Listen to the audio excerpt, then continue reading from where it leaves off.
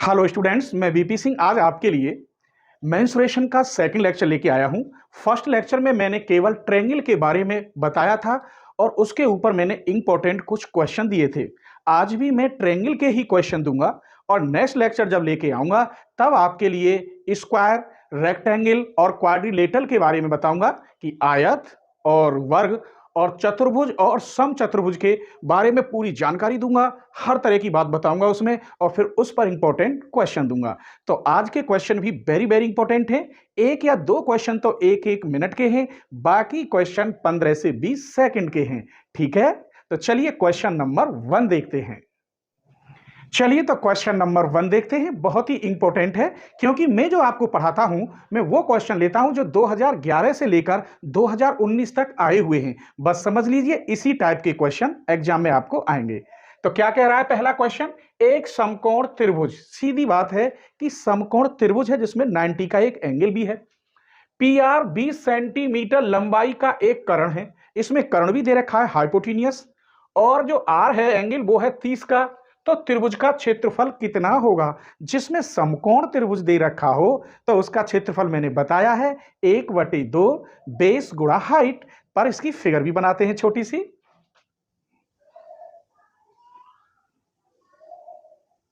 ये इसने दे रखा है 90 का और त्रिभुज में पी आर 20 सेंटीमीटर, ये पी कह दो, और ये आर, ये 20 सेंटीमीटर का कर्ण है, तो ये क्यू 90 का हो गया। और जो आर है ये इसने दे रखा है 30 का।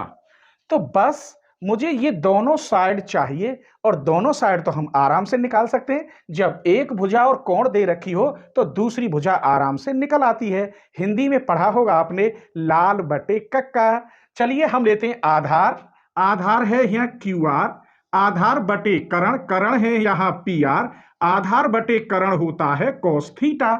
बस हमें वैल्यू रखनी है, क्यू आर हमें निकालना है, इसकी वैल्यू 20 दे रखी है और cos 30।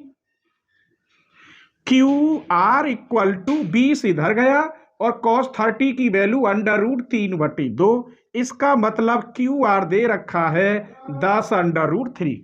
अब ये वैल्यू तो मुझे मिल गई। अब ये कैसे निकालूं? इसके लिए पाइथागोरस प्रमेय लगा सकते हैं या आप लंब बटे कर्ण का फॉर्मूला भी लगा सकते हैं, जो आपको पसंद हो। तो मैं सिर्फ लगा रहा हूं पाइथागोरस प्रमेय। क्या होती है? पी आर का square equal to P Q का स्क्वायर प्लस क्यू आर का स्क्वायर। पाइथागोरस तो आप जानते ही होंगे। इसका स्क्वायर कितना है? 400।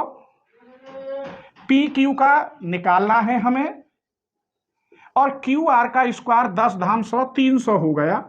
इसे इधर माइनस कर देंगे तो यहां आया 100। P Q equal to 10। अब ये भुजा मिल गई मुझे 10, ये भुजा मिल गई मुझे 10√3। क्यों किया? क्योंकि यानी समकोण त्रिभुज दे रखा था। तो एरिया कैसे निकालते हैं? क्षेत्रफल 1/2 गुणा आधार गुणा ऊंचाई। 1/2 आधार कितना है? 10√3। ऊंचाई कितनी है? 10। 2 से कट गया 5, 5 धाई 50 √3। तो ये क्वेश्चन वेरी वेरी इंपॉर्टेंट है। ऑप्शन में ये सही है। बाकी ऑप्शन इसका क्या है मैं यहां लिखे देता हूं, दिखाई दे रहा हो। 50√3, 100√3, 50 बटे √3, 100/√3। ये इसके ऑप्शन थे। This is the right answer. तो कुछ क्वेश्चन तो मैं 15 सेकंड में बताऊंगा। मुझे समझाने में टाइम लगता है कि स्टूडेंट हर टाइप का है, कोई कमजोर है, कोई ब्रिलियंट है, इसीलिए मुझे थोड़ा सा हिसाब से बताना पड़ता है। ठीक है, क्वेश्चन नंबर 2 देखिए। यह कह रहा है DEF एक त्रिभुज ABC को भुजाएं BC, CA और AB के क्रमशः मध्य बिंदु हैं। त्रिभुज DEF और त्रिभुज ABC के क्षेत्रफलों का अनुपात क्या होगा? अगर आप थोड़ा सा समझ जाएं तो सिर्फ 10 सेकंड में आंसर है, और अगर ये आप ट्रेडिशनल रूप से करें तो ये लगभग 4 से 5 मिनट ले लेता है। तो मैं तो आपको ट्रिक ही बताऊंगा, बस आप पर डायग्राम आना चाहिए। पहले एक त्रिभुज है ABC, त्रिभुज ABC। फिर इसने कहा है BC को D काट रहा है, यहां मध्य बिंदु डी है, सी ए को ई ले रहा है, यहां मध्य बिंदु ई है, और ए बी का मध्य बिंदु यहां एफ है।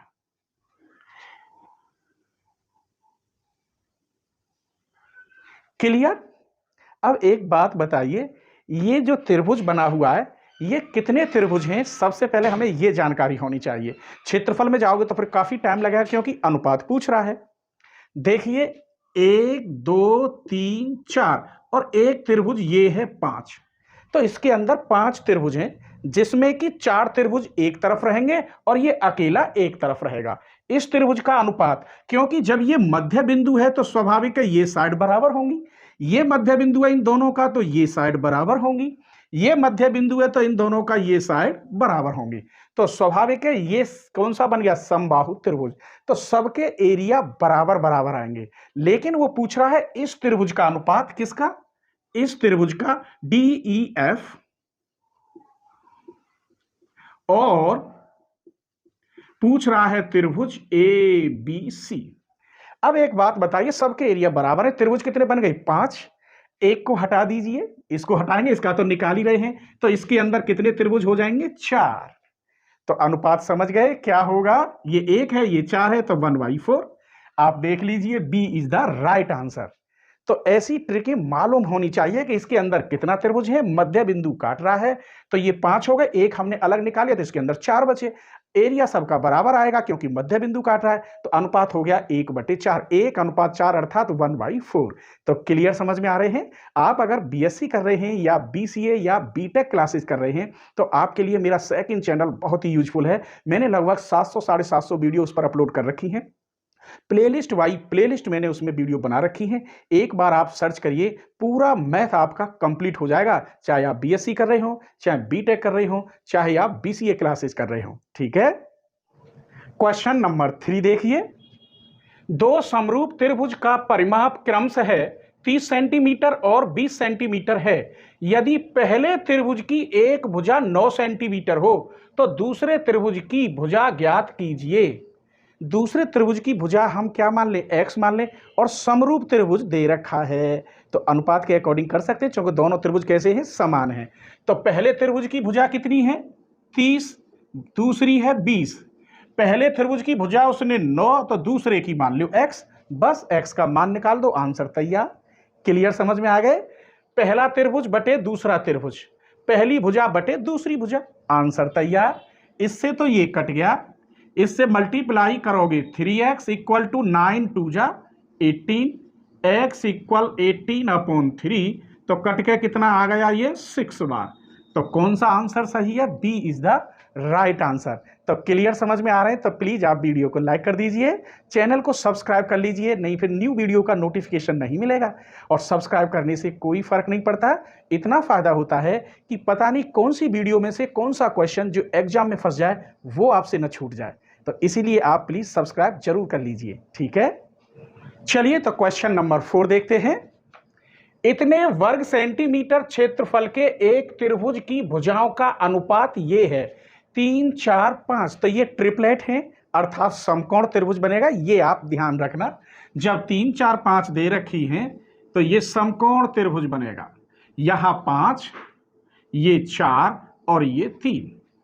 तो त्रिभुज की भुजाओं का परिमाप क्या होगा? जब ये रेशो में होते हैं तो हम भुजा x मान लेते हैं। क्या मान लेते हैं? x। तो ये 5x हो गई, ये 4x हो गई और ये 3x, ऐसे मान लो ये 90 है। तो इसका क्षेत्रफल हम कैसे निकालते हैं? 1/2 आधार गुणा ऊंचाई। तो इसका जो क्षेत्रफल निकालूंगा 1/2, आधार है 4x, ऊंचाई है 3x, और ये दे कितना रखा है? 777 इतना इसका क्षेत्रफल दे रखा है।